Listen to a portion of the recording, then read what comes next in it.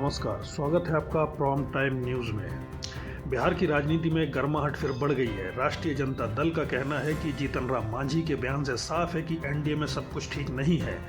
दरअसल जीतन राम मांझी ने चिराग पासवान और पशुपति कुमार पारस के संबंधों को लेकर बयान दिया था, जिस पर आरजेडी ने सवाल उठाए हैं। वहीं जेडीयू ने आरजेडी के दावों को खारिज करते हुए कहा है कि एनडीए में कुछ अनबन नहीं है। आरजेडी प्रमुख प्रवक्ता शक्ति यादव ने कहा कि बीजेपी अपने सहयोगियों को निकल जाती है और मांझी भाजपा के औजार बन गए हैं। उन्होंने कहा कि भाजपा पहले अपने करीबी सहयोगियों को ही खत्म करती है।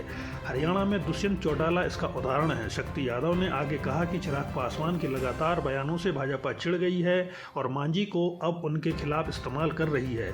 शक्ति यादव ने यह भी कहा कि जेडीयू भी अब बीजेपी के निशाने पर है। उन्होंने कहा कि जो भी लोकतंत्र में यकीन रखता है उसे भाजपा से अलग हो जाना चाहिए। मांझी बीजेपी के लिए एक हथियार हैं जिसके जरिए वो अपने सहयोगियों को निशाना बनाती है। उन्होंने चिराग पासवान से सवाल पूछा कि रामविलास पासवान ने गुजरात दंगों के बाद भाजपा से नाता तोड़ लिया था। क्या चिराग सच में अपने पिता की विचारधारा पर चलते हैं? दरअसल आरजेडी के आरोपों की जड़ जीतन राम मांझी के उस बयान में छिपी है जिसमें उन्होंने कहा था कि रामविलास के स्वरूप आरएलजेपी प्रमुख पशुपति पारस हैं। रामविलास की जो रिक्ति है उसे पारस ही पूरा कर सकते हैं। मांझी ने इस बयान से चिराग पासवान की पार्टी लोजपा भड़क उठी। लोजपा सांसद अरुण भारती ने प्रेस कॉन्फ्रेंस कर कहा कि पशुपति पारस में कोई गुण नहीं है। रामविलास के उद्देश्य और राजनीतिक विरासत को चिराग ही आगे ले जा सकते हैं। दूसरी ओर जेडीयू ने आरजेडी नेता के आरोपों को सिरे से खारिज कर दिया।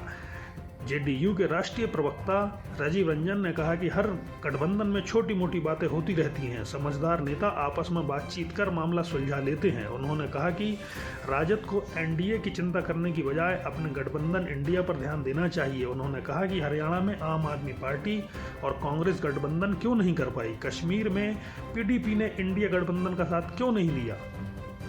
चैनल को लाइक, शेयर और सब्सक्राइब करना ना भूलें और कमेंट करके हमें बताएं आप किस विषय में न्यूज़ देखना चाहते हैं। धन्यवाद।